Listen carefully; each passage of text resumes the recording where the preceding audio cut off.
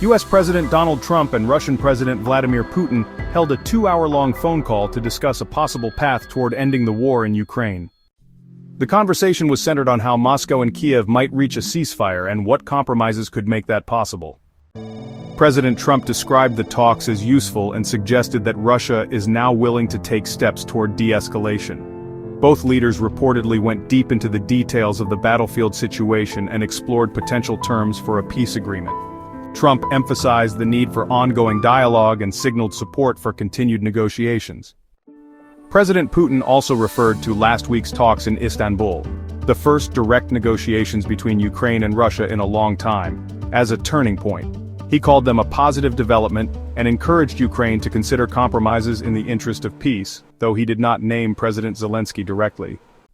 During the call, Putin proposed the idea of a formal memorandum, a document that would serve as a framework for a future peace deal.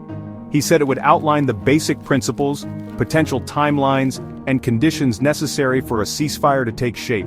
He added that Russia is prepared to begin discussions with Ukraine based on such a framework, should the right agreements be reached. Putin also thanked President Trump for backing the idea of renewed direct talks between Russia and Ukraine. He said the United States acknowledged Russia's willingness to negotiate and took note of its stated support for peace efforts. However, Putin was also clear about Russia's conditions for any ceasefire, and these remain a major sticking point. He reiterated 3 demands. First, Ukraine must never join NATO. Second, Crimea must be officially recognized as Russian territory. And third, Russia must retain all areas it currently controls, including 4 Ukrainian regions it now claims as its own. Ukraine has strongly rejected all of these demands, but Putin insisted that if the right kind of political agreements are reached, a ceasefire is still possible.